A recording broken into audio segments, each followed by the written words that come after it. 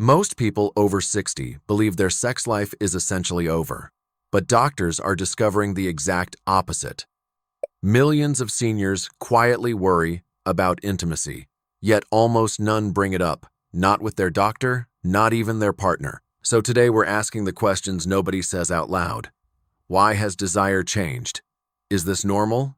Is something wrong with my body? We're covering the real biological truth, not the myths, including what's normal, what signals something deeper, and how couples restore intimacy well into their 70 seconds. And stick around, because one mistake many seniors make actually speeds up this decline.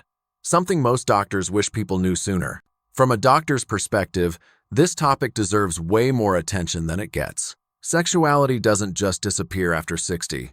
It remains a real part of healthy aging, tied to your heart health, mental health, sleep quality, longevity, and relationship satisfaction. If this feels awkward to talk about, please don't be embarrassed. Millions of people worldwide quietly wonder about the exact same things. Today, we're breaking it down with real, evidence-based explanations. In plain, simple language anyone can understand. If you value honest senior health education like this, hit subscribe. And drop a comment with your age and which country you're watching from. Your comments genuinely help me shape future videos around what you actually want to know. This myth exists mostly because nobody talks openly about it, so silence gets mistaken for truth. Yes, hormones shift with age, but shifting hormones don't mean sexuality disappears entirely. Plenty of couples remain sexually active well into their 70 seconds and 80 seconds. Often, emotional closeness starts mattering more than frequency ever did. One patient, in her mid-70 seconds, told her doctor she felt more confident and connected with her husband than she had in decades once she stopped believing age had closed that chapter for good. Let's talk honestly about what's happening inside the male body as the years go by, because understanding the biology takes away so much of the fear and confusion around it. Starting around the 30 seconds, testosterone begins a slow, gradual decline, usually about 1% per year. It's not dramatic, but by 60, 70, or beyond, that steady decline adds up to a real, noticeable shift in how the body responds sexually. This isn't a malfunction. It's simply biology doing what biology does with time.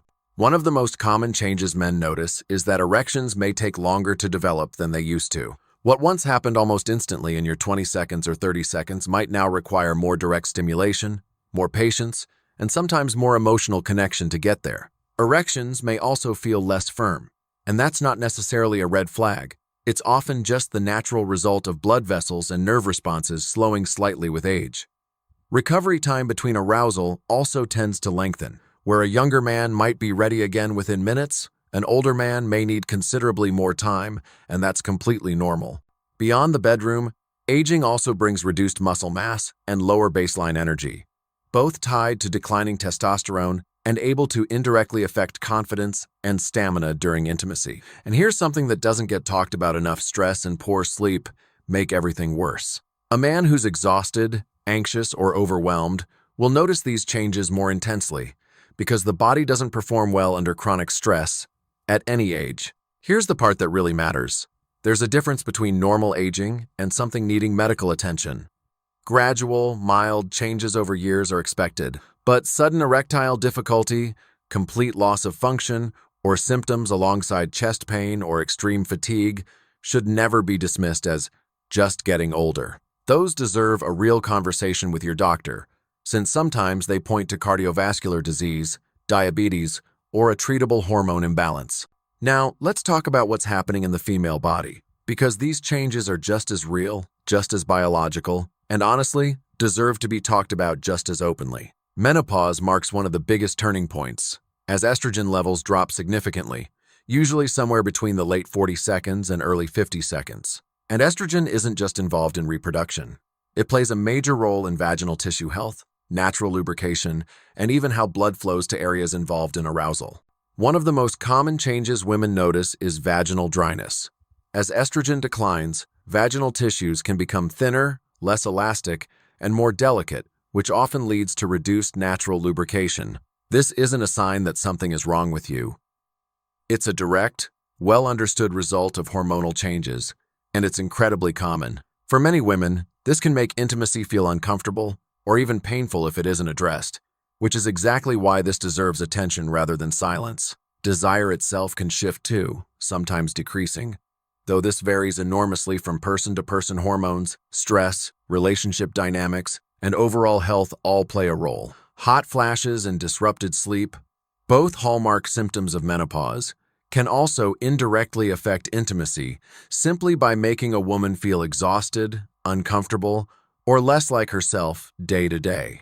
Here's the reassuring part, though none of this is something you simply have to accept and live with. Vaginal moisturizers, lubricants, and in some cases, hormone therapy prescribed by a doctor can meaningfully improve comfort and function. Pelvic floor exercises can help too.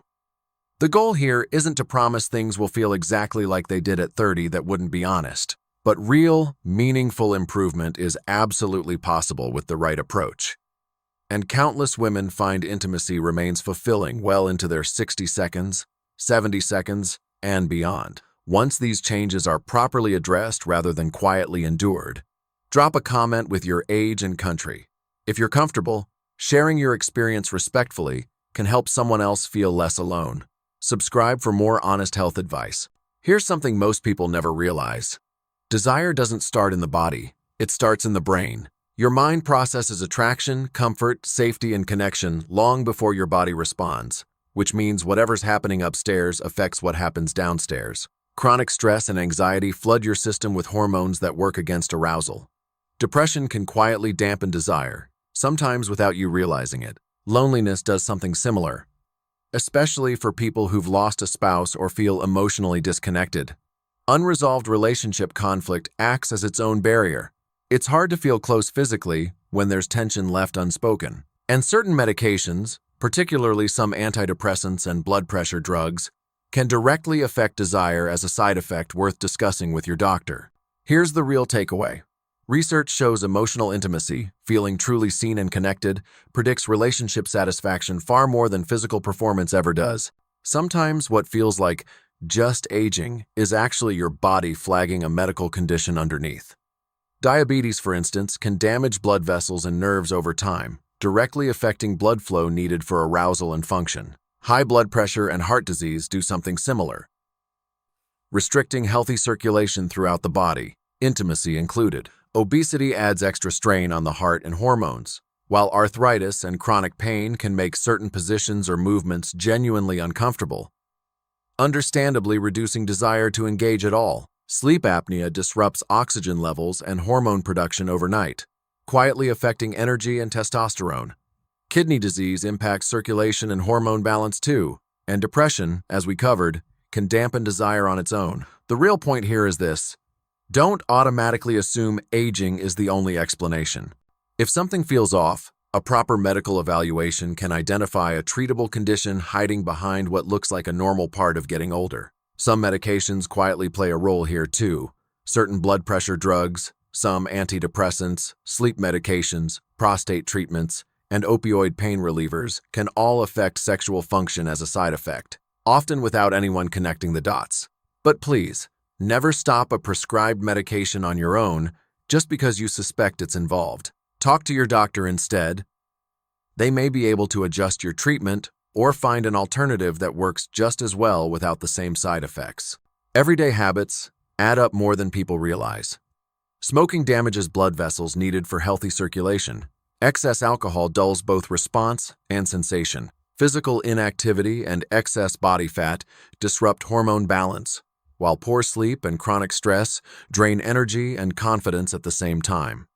Even a highly processed diet quietly affects blood vessel health over the years. None of these cause instant damage. It's the slow accumulation that matters, which also means small, consistent changes can genuinely start reversing the effect. No single food is a magic fix. And be wary of anyone claiming otherwise. But eating patterns that support your heart naturally support this too. Leafy greens, berries, fatty fish, nuts, olive oil, beans, and whole grains all promote healthy circulation and lower inflammation over time. Staying well hydrated matters as well. The real benefit isn't overnight. It's cardiovascular and metabolic health improving steadily, which naturally supports everything connected to it. intimacy included. If there's one habit that does the most heavy lifting here, it's exercise. Regular walking improves blood circulation throughout the entire body, while strength training helps maintain muscle mass and healthy hormone levels. Balance exercises and stretching keep you mobile and confident in your body.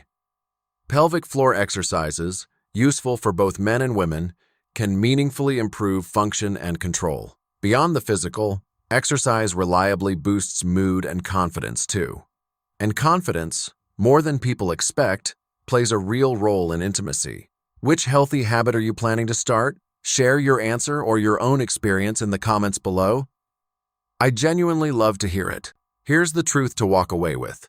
Aging changes the body, but it doesn't automatically end intimacy. Physical health, emotional connection, honest communication, and healthy daily habits all play a real role in how this unfolds. And many of the changes we've talked about today can genuinely improve with the right medical guidance and simple lifestyle adjustments. Healthy aging isn't just about your heart, your joints, or your memory. It includes every part of you, intimate health included, and it deserves the same care and attention as everything else. Thanks for watching. If this helped, like, subscribe, and share it with someone over 60. Comment your age, country, and a topic you'd like next. Stay healthy, and don't hesitate to talk to a doctor about this.